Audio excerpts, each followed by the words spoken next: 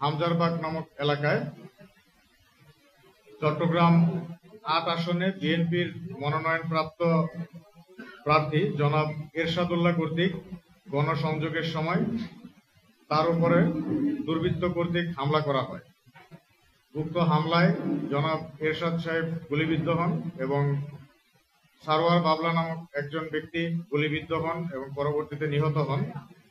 এছাড়াও একই ঘটনায় ইরফানুল হক শান্ত এবং মোহাম্মদ সানোয়ার নামক আরো 2 জন ব্যক্তি, মোট 4 জন গুলিবিদ্ধ হন। তারা বর্তমানে হসপিটালে চিকিৎসাধীন রয়েছে। উক্ত ঘটনার প্রেক্ষিতে মামলা রুজু করা হয়েছে ভিকটিমের পরিবার কর্তৃক এবং উক্ত মামলার 8 জনকে আসামি করে মামলা করা হয়। 8 জন আসামির মধ্যে উল্লেখযোগ্য 2 জন আসামি আলাউদ্দিন এবং হেলাল, তাদেরকে গতকাল রাত্রে ঘটনার 34 ঘন্টার মধ্যে র্যাব 7 কর্তৃক গ্রেপ্তার করা হয়। একই দিনে 5 নভেম্বর 2025 তারিখে রাত আনুমানিক 11টা থেকে 11:30টার দিকে রাউজানের বাগওয়ান ইউনিয়নের চৌধুরীপাড়া এলাকায় সুমন, ইসমাইল, খুরশেদ ও সোহেল এই 4 জন ব্যক্তিকে দুর্বৃত্ত কর্তৃক গুলি করা হয়। উক্ত ঘটনার প্রেক্ষিতে ভিকটিমদের কাছ থেকে আমরা তথ্য সংগ্রহ করি এবং তাদের জবানবন্দি থেকে প্রাপ্ত তথ্যের উপর ভিত্তি করে প্রধান আসামি ইশতিয়াক চৌধুরী সহ জ্যাকি ও জনি নামে আরো 2 জনকে, মোট 3 জনকে আমরা একটি বিদেশি পিস্তল, একটি ম্যাগাজিন ও 4 রাউন্ড তাজা অ্যামুনেশন সহ গতকাল রাত্রে গ্রেপ্তার করতে সক্ষম হয়েছে।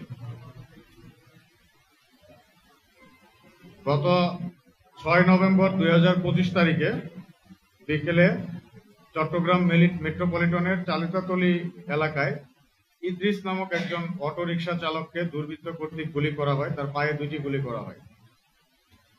উক্ত ঘটনার প্রেক্ষিতে ভিকটিমের কাছ থেকে আমরা জবানবন্দি গ্রহণ করি এবং তার কাছ থেকে জানতে পারি যে এর সাথে 3 জন ব্যক্তি জড়িত ছিল।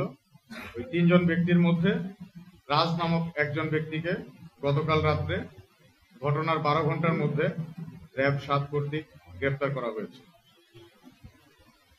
মোট 3টি ঘটনায় ভিকটিম 9 জন ব্যক্তি গুলিবিদ্ধ ছিল এবং তাদের বিরুদ্ধে সবার বিরুদ্ধেই মামলা হয়েছে এবং কার্যক্রম প্রক্রিয়াধীন রয়েছে এবং টোটাল উল্লেখযোগ্য 6 জন ব্যক্তিকে আমরা গ্রেপ্তার করতে সক্ষম হয়েছি।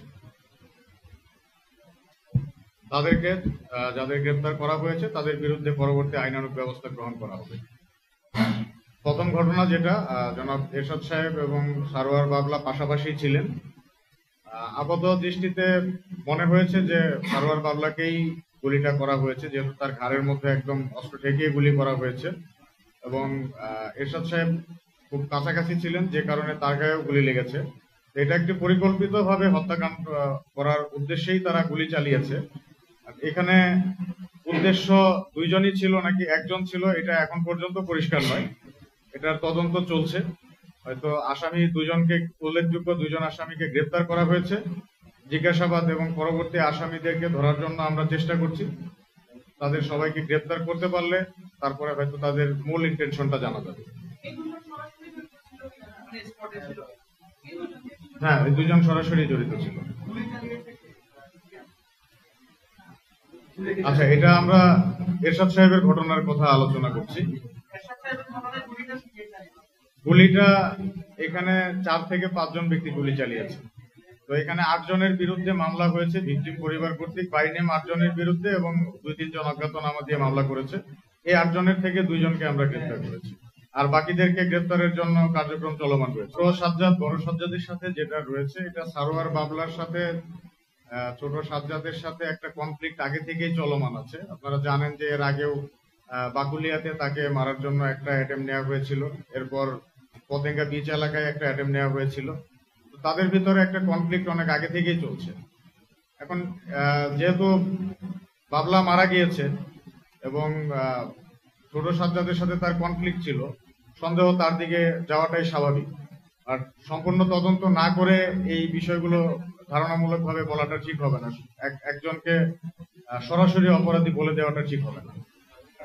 ওরা দুজন নিজের মুখে কোনো কিছু স্বীকার করে, বা তাদেরকে ছোট সাজ্জাদ এই গ্রুপের সাথে চলাচল করতে দেখা গিয়েছে, এইরকম আমরা জানতে পেরেছি।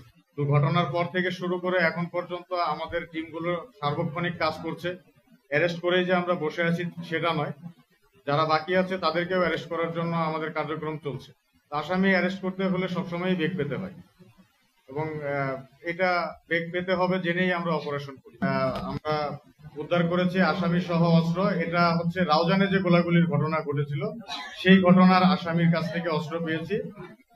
এই অস্ত্রটা বিদেশি অস্ত্র দেখে, যদিও উপরের একটু পুরাতন হয়ে গেছে, কোন দেশের নামটা লেখা নেই, বাট দেখে মনে হচ্ছে এটা তার্কিশ অস্ত্র হবে। এটা আমাদের আইন শৃঙ্খলা রক্ষাকারী বাহিনী কর্তৃক ব্যবহৃত অস্ত্র না,